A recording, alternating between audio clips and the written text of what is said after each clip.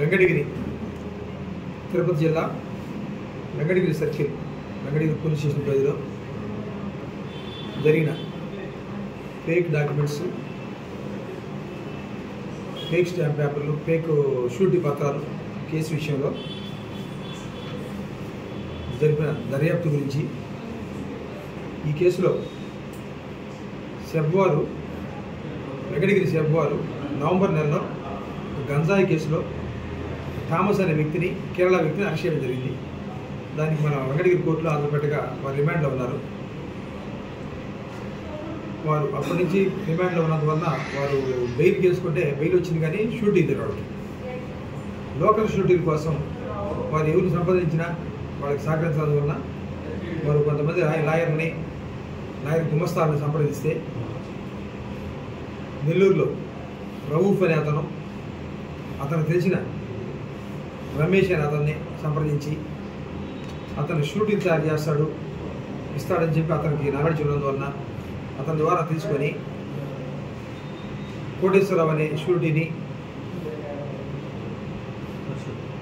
అలాగే పరిశుద్ధ అనే షూరిటీ వారిద్దరిని ఇక్కడికి మన కోర్టుకు పంపించడం జరిగింది. ఎక్కడికి ఆ షూరిటీని పోటీ చేయడానికి వెంకటగిరి కోర్టుకు పంపించడం జరిగింది. వాళ్ళది కసుమూరు నెల్లూరు జిల్లా. వారిని ఇక్కడ పంపిస్తే కోర్టులో వాళ్ళని చూసిన తర్వాత ఆనరబుల్ కోర్టు వారికి అనుమానం వచ్చింది. దాన్ని చెక్ చేయడం జరిగింది. వాళ్ళు పెట్టిన డాక్యుమెంట్స్ కరెక్టా కాదని వెరిఫై చేస్తే ఫేక్ అని తెలిసింది.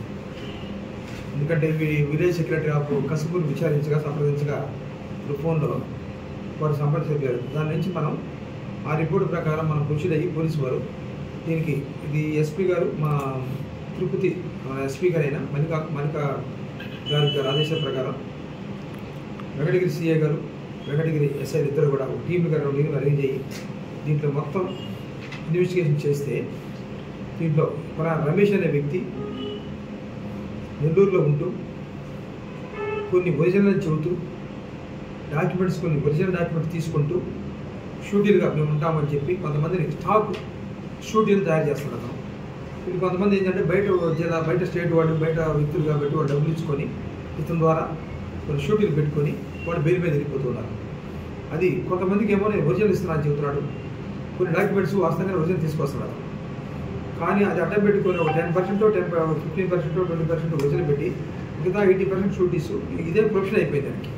ఈ ప్రొఫెషన్లో డబ్బులు తీసుకోవడం, దానివల్ల ఫేక్ డాక్యుమెంట్లు క్రియేట్ చేసి ఫేక్ షూట్లు పెట్టినందువల్ల ముద్దాయిలు కోర్టుకు రాకపోతే దాని మీద కోర్టులో కేసులు అట్నే పెండింగ్ అయిపోయి ఇయర్స్ టుగెదర్ పెండింగ్ పడిపోతున్నాయి.